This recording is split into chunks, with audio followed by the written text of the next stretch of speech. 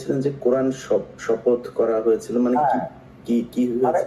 আমি বলি, শোনো, এই যে সেনা পরিষদ, আমরা যখন ভারতে যুদ্ধ করছিলাম, যখন আমরা বুঝতে পারলাম ভারতের গেম প্ল্যানটা, তাদের একটা শুধু প্রসারী চক্রান্তমূলক একটা পরিকল্পনা রয়েছে বাংলাদেশকে প্রথমে ক্লায়েন্ট স্টেট, তারপরে অঙ্গভূত করা, সিকিমের মতো।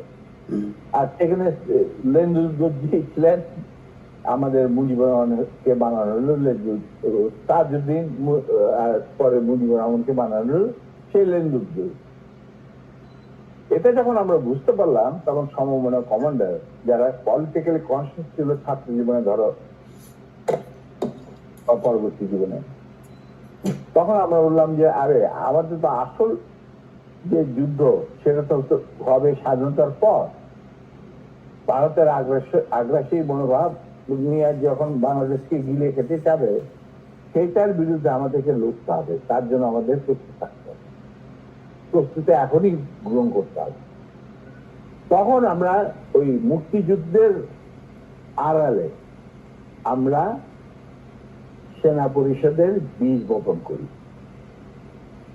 তো তোমার মনে থাকার কথা, যদিও Zia Rahman declaration of independence দিয়েছিল, প্রথমে তিনি নিজেকেই অস্থায়ী সরকারের প্রধান হিসাবে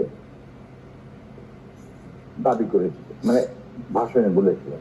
পরে ইন্ডিয়ার চাপে উনি থেকে বদলিয়ে যে মুজিবুর রহমানের ইনস্ট্রাকশনে আমি এই ঘোষণা দিলাম স্বাধীনতা। এরপরেও কিন্তু তার প্রতি ইন্ডিয়ান সরকার বা আওয়ামী লীগ সরকার কখনোই আস্থা রাখতে পারে নাই। তারা তাকে সেক্টর কমান্ডারের অবস্থান থেকে সরিয়ে এনে হেড কোয়ার্টার দাম করে এক সেফ হাউস, মানে আমাদের কিছু সেফ হাউস ছিল যেখানে আমরা থাকতাম বা আমাদের সাথীরা ফিরে আসে কল্যাণী, মানে এই Everyone knows me as